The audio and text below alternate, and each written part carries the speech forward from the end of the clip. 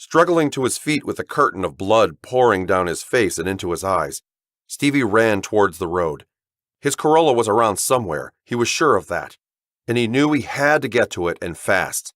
Perhaps he could get away, find help, and come back for the girl, although he knew this to be a dumb thought, because Virginia was already dead.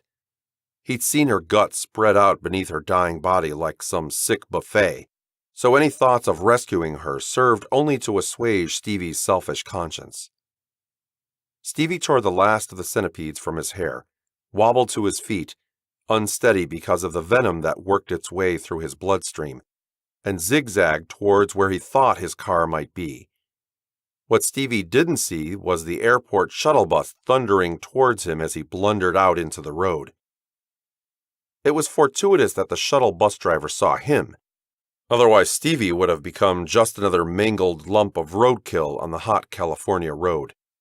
Something else for the fat, waddling buzzards to pick at. It took the driver a double take to register what he was seeing, but instinct took over and he slammed his foot on the brakes.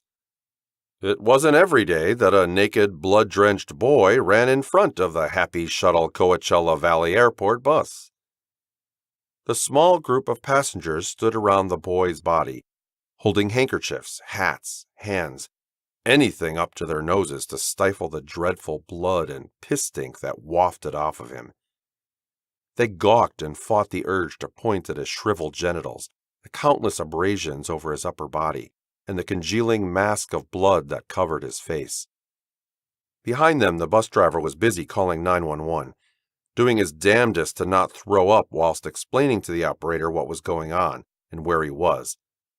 "Is he still alive?" a fat woman asked.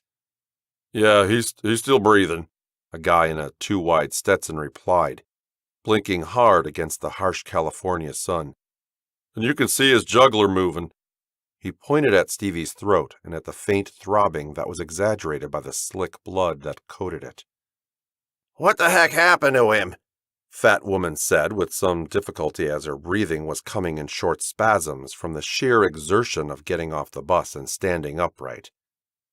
Stetson eyed the fat woman with disdain. He'd hoped to dear God when she'd clambered onto the bus at the airport that she wasn't going to the same swingers resort as himself and his good lady wife. And if she was, how he'd pity whichever poor sap was destined to pull her keys out of the goldfish bowl. "Damned if I know," Stetson offered. His eyes followed the fractured blood trail that ran from the boy and back towards the abandoned hotel, disappearing behind it. "Looks like he came from that-a-way, though," he said, and from the corner of his eye, he saw something move.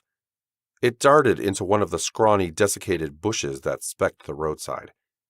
Probably a snake, he told himself, and he cringed. He hated snakes.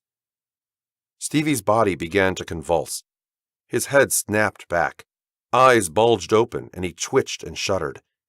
A watery spout of blood coughed up from his gaping mouth, and in unison, his bladder and bowels let go with a strident gurgle and a splash.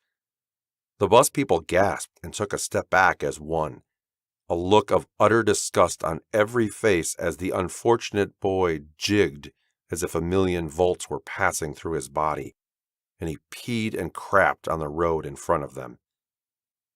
"Is any of you a doctor?" the bus driver shouted over, cell phone still stuck to his ear. They all shook their heads. "A nurse! Paramedic!" he shouted at them all, angry and frustrated. "I'm a lawyer," Stetson offered. "Then why not give him your damn card so he can sue some joker once he's finished puking blood?" the bus driver fumed. As if on cue, Stevie coughed up another fountain of blood that sprayed on everyone's feet and elicited groans of revulsion. Then, as quickly as the seizure had begun, Stevie quit moving and lay quite still. "What the hell is that?" Fat woman pointed a chubby finger at the bloodied head that appeared in Stevie's twitching mouth.